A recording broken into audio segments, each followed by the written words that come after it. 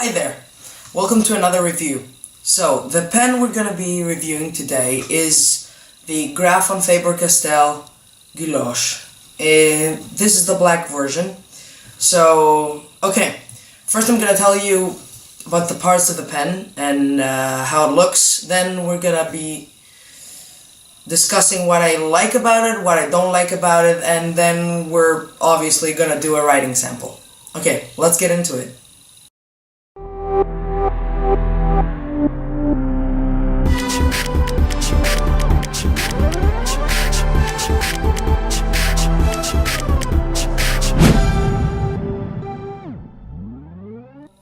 Alright, let's discuss a bit about this pen before we start. So, this pen was created by Graf von Faber Castell, which is a German manufacturer, also known for the everyday pencils and writing instruments they produce in their normal production line.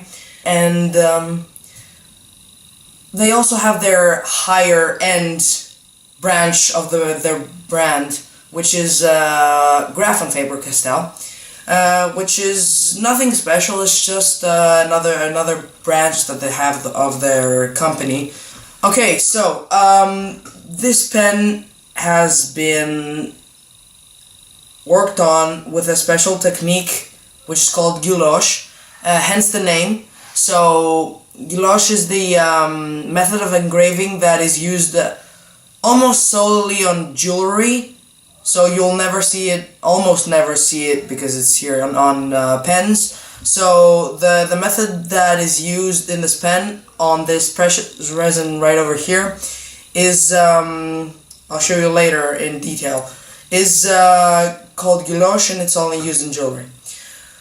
Okay, now let's cover the parts of the pen and then we'll talk a bit about it more.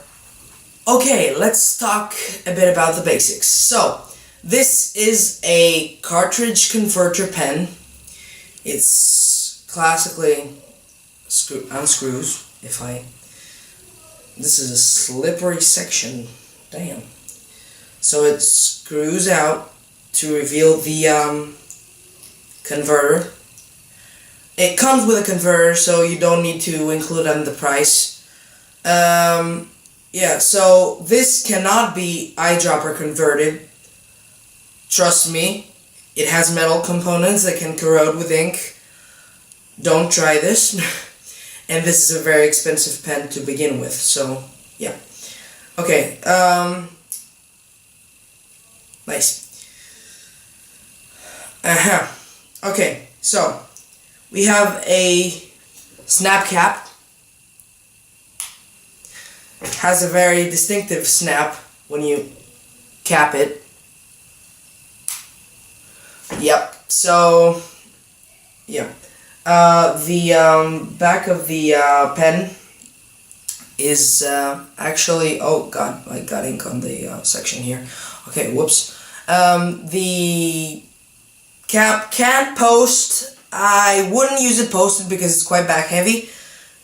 Slightly, I would say back heavy, but it's very well balanced when it's not posted. So I use it unposted because my hands are very small, and it's compared to my hands, this is very, very normal size pen. So I don't need the cap size to help me.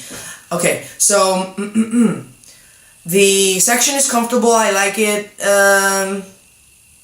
Yeah, that's all there is to it. So let's go a bit more in detail and we'll do the writing sample. Okay, here we go with the parts of the pen. So, the cap has this sort of emblem on top, if I can focus here.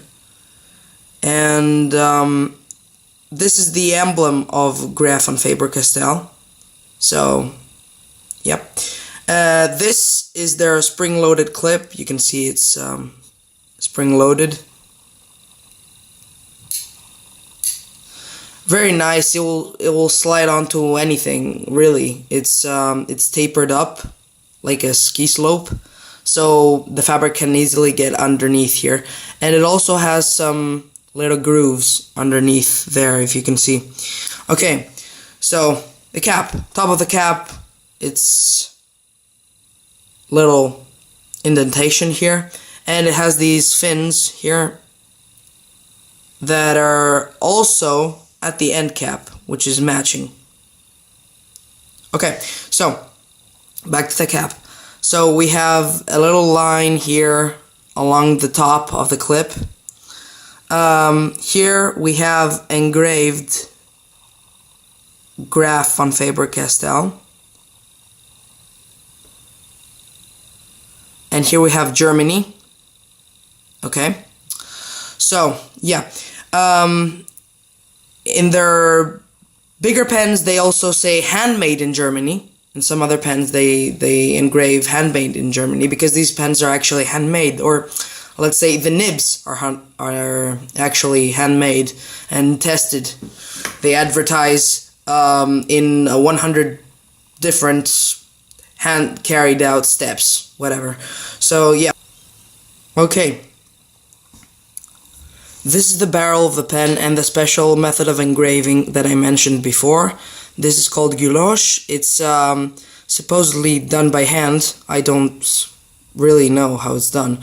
You can really see the spacing between some of the grooves is actually misproportional to the other spaces, because it's the machine that does the engraving is actually turned by hand. So every single one of these pens is going to be different depending on who and how this pen was actually engraved by this method.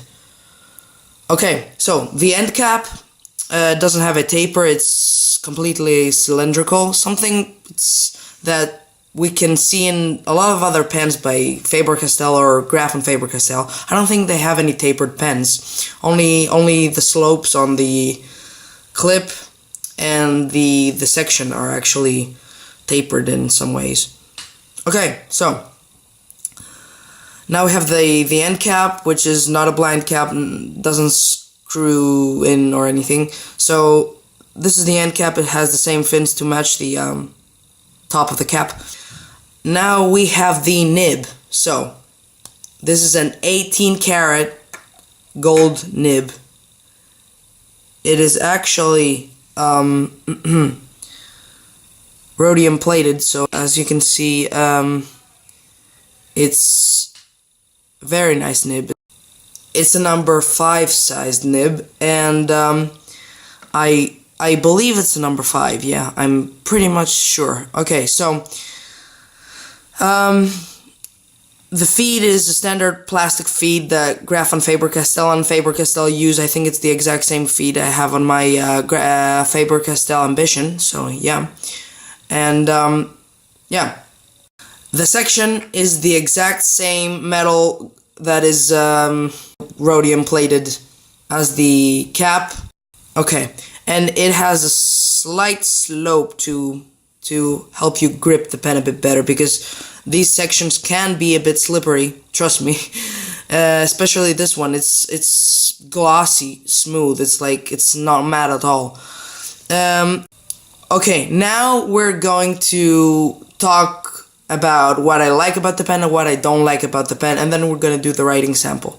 Okay, so now we're gonna talk about what I like about the pen and what I don't like about the pen. So, okay, obviously I like this pen because it's from my personal collection, but there are some things that didn't quite make it jump to the top of the list for me. Okay, so this pen has lovely design features. I love the cap. I love the spring-loaded clip. Very practical. I can actually just, so I don't have a pocket, but I can just put in here. It's gonna stay in. So yeah, there's no problem. And if I want to slide it out, so there's no problem with that. Love the design. Love the cap. My favorite thing about the pen is the cap, to be honest. The body is, it's okay. I don't particularly care about the design. Okay, it's special because it's made by this artist that worked on it with this special technique and whatever. But yeah, there are other pens that have other features that are for me, better. So, yeah. So what I like about this pen is actually only the aesthetics and the size, because it's a smaller size pen, so it's actually comfortable for me to hold because I have smaller hands. Like, this is 13 centimeters capped, and this is my hand. So it's actually an uncapped. It's 12.5 centimeters. So it's an average size pen. It's slightly on the smaller size, I would say.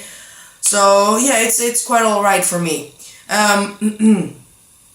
So what I don't like about the pen, it's not that I don't like about the pen so much, but it's something that annoys me, because I bought this pen. I couldn't try it out because unfortunately in my country, when you most of the shops don't let you try out pens or anything, especially fountain pens, because like normal pens you can buy a refill, but you can't, if you damage a nib, you can't exchange it that easily. You can pay for it, but it's gonna be expensive, especially in such a high priced pen. So yeah, what I don't like about the pen is the way it writes. So what I mean by that is I expected it to be smoother. I expected it, due to the higher price point, to write a lot smoother than it does. You'll see what I mean in the writing sample, and I'm using wet ink. I'm using Clairefontaine 90 gram per square meter paper. So it's not the paper or the ink or anything. I'm using Caran d'Ache, Colors of the Earth, Caribbean Sea ink in this pen. So it's not an issue of ink choice or paper choice. So cross these out. I checked on the alignment and it still is perfectly aligned. Everything is perfect. I tried a bit of smoothing myself. I sent it back to the guys at Graf von Faber Castell here, Faber Castell actually, and they told me everything was fine. They did the size control, they did the alignment, everything was fine. They have special machines, they fixed everything. Everything was great. They didn't need to fix anything. So, they told me nothing was wrong with it, and it's a lovely pen, and it should write like it's supposed to. And I still don't particularly am in love with the pen. I would be in love if it was like smooth as my steel nib Faber Castell pens, like my Ambition, my Emotion, and yeah. So okay, without any further ado, we're gonna go to the writing sample, and yeah, I'll see you guys later. Bye. Alright, so here we go, writing with the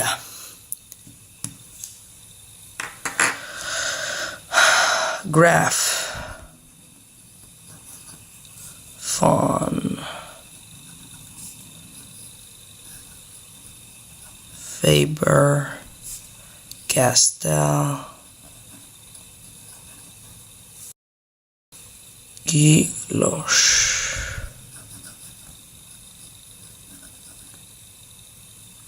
I think I didn't butcher that.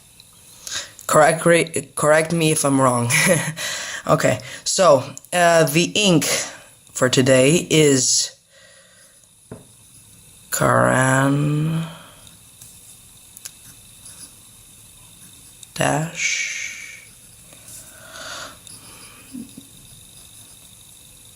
I can't spell, apparently. Colors of the Earth.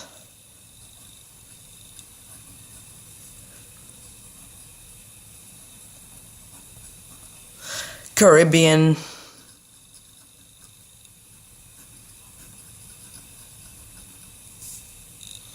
Sea. Alright, this is a very nice ink. It is somewhere between a light blue and a green. It's a kind of a mix of both, and I actually have it here to show it to you. So it's one of my favorite inks, but unfortunately it's discontinued now. So it's this is the box. I got it from a friend of mine. It's a bit damaged, but yeah, whatever. So this is the box. It's a 30 milliliter bottle. Not that practical, but you can fill it up from the converter directly. Okay, so yeah.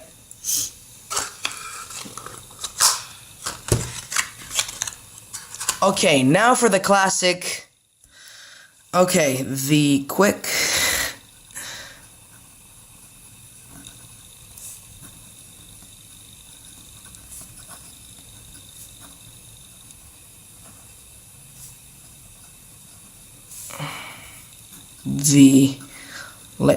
God. The lazy dog. Dag, whatever. Okay, so the flow keeps up, so it's fairly consistent. It's not gonna run dry, but what doesn't do it for me is the sound and the feedback it provides. Like, listen to this.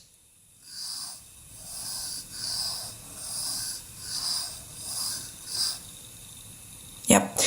It's not that it's not smooth, but it's not buttery smooth. Like, it's a well-tuned nib. It's obviously because it's handmade, but it's not as smooth as some other nibs I own.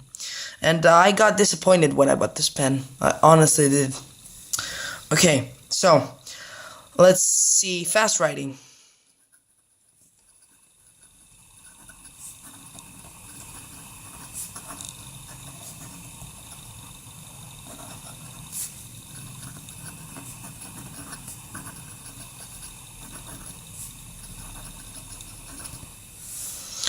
So as you can see, it keeps up. It doesn't dry out.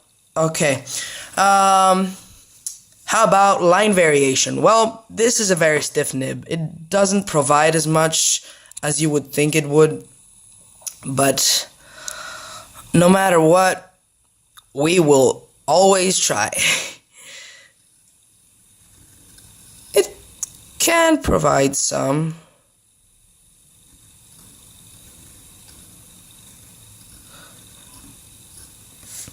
Apologies to Stephen Brown for taking the thing, but I love the way he does the flex writing here with the hello. Okay, wetness.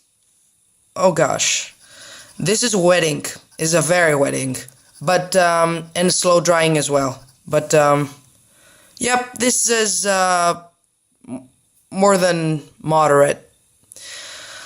Okay, so now we have to do reverse writing. Okay, okay.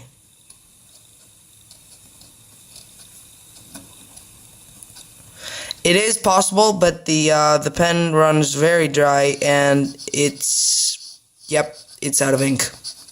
Now I have to turn it back normally to write. Yeah, it's very scratchy. The nib cuts into the paper, and it's not possible. Okay, so thank you for watching.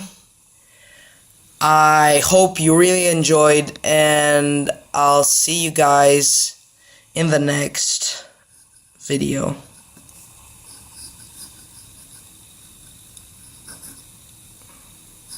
Peace.